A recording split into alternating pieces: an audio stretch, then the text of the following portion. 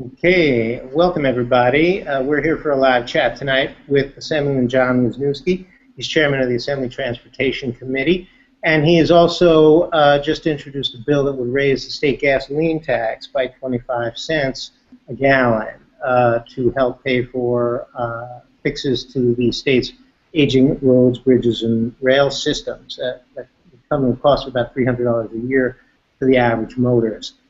John's committee is also touring the state with a series of field hearings on how to fund the State Transportation Trust Fund, which is just about out of cash to pay for new projects thanks to mounting debt service that has gobbled up most of the fund's revenues. But that brings us to why John is here tonight, to talk about his proposal and take questions from our readers. John, welcome, first of all. Thank you. Glad to be here. Looking forward to it. We'll get right to it. This is from Brian, who posted this question online. Isn't raising the gas tax kicking the can down the road? What happens when the revenue from this tax hike dries up? Well, quite the contrary. Kicking the can down the road is what has happened on a bipartisan basis for probably the past decade or more, in which the state has borrowed increasingly large sums of money to avoid having to address the lack of revenue coming into the Transportation Trust Fund. The taxes that we have were established almost 30 years ago for a program that was far smaller than it is today. But instead of addressing the need for additional money, the judgment has been over the years to just borrow increasingly larger sums of money to fund the program. And that works until you start having to pay back all the debt that's been accumulated, some $31 billion. And so now the state's in a position of having to pay back all that money with all the revenues that are coming in. Well, John, how is it that your bill would not lead to the same kind of accelerated borrowing?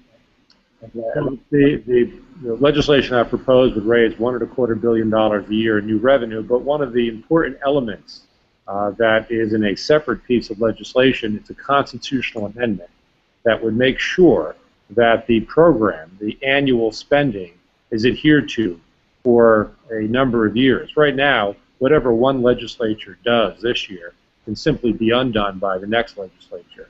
What's important in this piece of legislation, the package that I'm proposing, is that whatever is proposed now is binding on successor legislatures so that we can't engage in the kind of overspending that has created part of the problem we're facing today. Okay. This question comes from AFP New Jersey, that stands for Americans for Prosperity, a well-known anti-tax group. And the question is, if everything's on the table, and I believe they may be quoting the governor and his commissioners, transportation commissioner.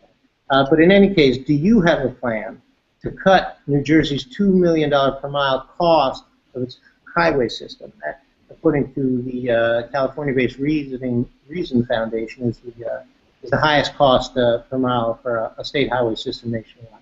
Anyway, they want to know, raise taxes, how might you cut costs? Well, it's a great statistic if it were true. I mean, part of the problem with the number that AFP is using and the Reason Foundation is using is that it includes all transportation spending and divides it by a number of road miles. So that includes money that's spent on trains, on rail cars, on buses, and so the number that they're using is just artificially inflated. Even without... New Jersey is an expensive place to do anything. Buying right-of-way to expand roadways is expensive. Having your crews work at night because you've got to allow the traffic to flow during the day is expensive. So we can't kid ourselves to say that we're going to make New Jersey as cheap as a state in the Midwest. So we could always do better. But the incendiary type of rhetoric that they're using to say that it's $2 million a mile by using numbers that are just clearly wrong doesn't help the debate at all. Okay. Whatever the precise numbers are, I think we can all agree it's rather expensive to do road work in the state of New Jersey. Can you tell us why that is? Well, as I said, we live in the most densely populated state in the nation. We live at the heart of the most expensive market in the world. Things are expensive to do here. When you're buying land to expand a road, that land's very expensive. When you're having your crews work at night because you want to avoid congesting traffic during the morning rush hour, that adds cost to it. And so when you live in a congested, very densely populated state, things tend to cost more. We can't change the geography of where we are.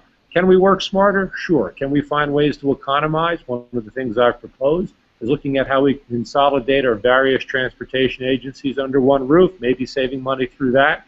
Some estimates are we can save a considerable amount of money every year. So we need to do those things, but we also can't have inaccurate debates about numbers that just don't mean anything. Okay. All right, this question comes from Survived the Reign of Terror 1. Posted online. And Survived the Reign of Terror 1 asks, why not let a gas tax hike be put to voters as a referendum question? Well, we have an obligation as legislators to pay the bills for the state. We've seen every public opinion poll. We've seen Board of Education elections where you ask voters, do you want to pay more property taxes? And generally speaking, those referendums go down. This is not an issue that we can decide by plebiscite. We have to pay to improve our roads. We have to pay to improve our mass transportation system.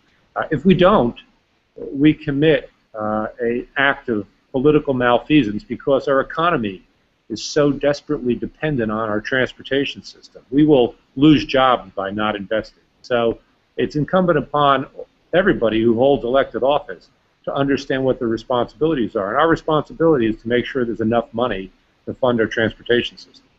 Okay. This is from C. Chuba, who posted online. Why propose a complicated new tax formula that transitions from a fixed per gallon cost, in other words, so many cents per gallon, to one that is a percentage, based on a percentage rate above the threshold of August 2014, when the price of gas has nothing to do with how much is needed to pay for road projects and maintenance?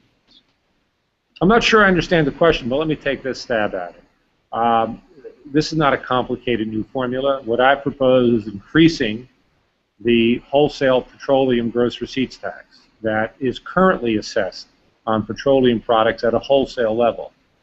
Expanding that has a couple of good advantages. Number one, it simplifies the tax collection. Right now, every gas station in the state of New Jersey is essentially a tax collection agent for the state of New Jersey.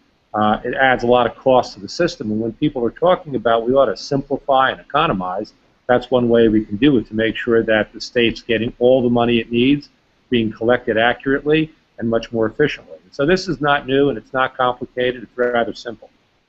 Okay. All right. Sunweb52 has a rather intriguing question and proposal. Sure. Sunweb asks, would it be possible to set up a proposed tax so that if the average statewide price of gas went above a certain threshold, in other words, got very expensive, say $3.25 or $3.50 a gallon or whatever it happens to be, sure, could all or even part of the increase you're proposing be temporarily suspended or reduced until the price of gas came back down? Well, I certainly am sympathetic with the notion that if prices get very expensive, this could be a hardship, and we ought to look for ways of helping people. The flip side of it is that every program, including this one, calls for some borrowing, and that borrowing is predicated on pledging tax revenue. The people who are loaning the money to the state want to know that there's a guarantee that the money is going to be collected. And so when you start telling them up front, loan us the money, but we may not necessarily always collect the money, that makes it very difficult to borrow. So I understand the goal. I'm not sure on a practical level it's easily executable. Okay. All right. Here's another one from Survive the Reign of Terror. How would increasing the gasoline tax affect property taxes? Well, actually, I think it could have a beneficial effect. One of the things that gets often overlooked when we're talking about transportation is that about half of the traffic that crosses our state every day is not on state roads, but on county and municipal roads. Now, there is a portion of the current trust fund, about $75 million annually, that goes to a county and municipal aid program to help those roads. But when the trust fund doesn't exist anymore, that money is no longer going there, and municipalities will have to use property taxes to maintain the roads. The benefit in this program is that we could actually increase the spending that we have for county municipalities, thereby saving them increasing property taxes to fix their own roads. Okay.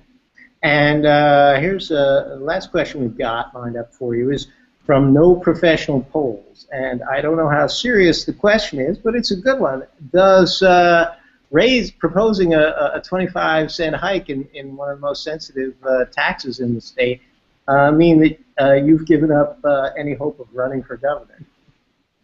Well, it's an interesting question, but my goal as chair of the Transportation Committee and as a member of the General Assembly is to try to do the right thing and to try to focus on what needs to be done to make our economy better by promoting our transportation infrastructure in this way. And so that's the only goal I have right now. Okay, all right. We've probably got about a minute left, so I might as well ask you about what went on at the State House today. There was approval of what sponsors called the historic Port Authority reform legislation.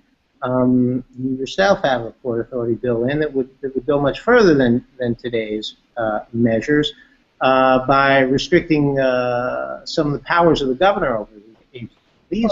What we've seen, Steve, in what we've investigated so far, both starting with the Transportation Committee and now with the Special Investigative Committee, is that the power of the Port Authority is too prone to be abused in a variety of ways. We saw it on the bridge, but we've seen it in so many other aspects.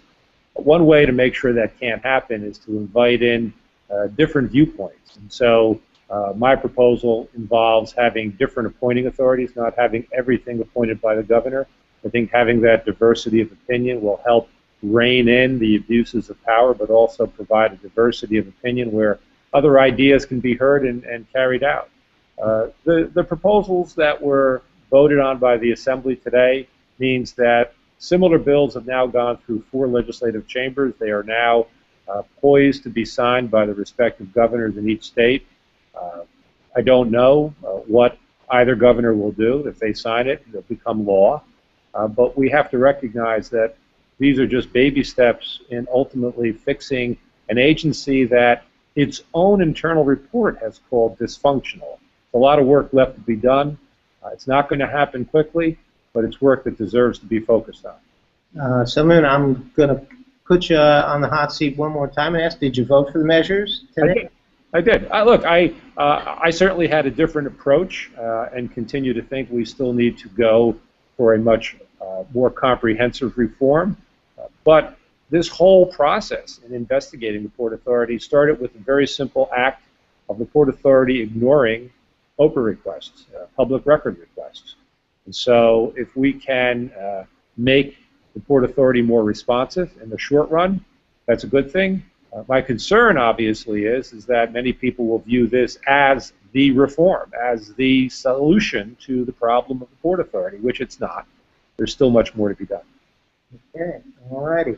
Once again, Assemblyman John Wisniewski, Chairman of the Assembly Transportation, Public Works, and Independent Authorities Committee. Thanks so much for coming in and talking about the trust fund and about the Port Authority. My pleasure, Steve. Thank you. Yeah.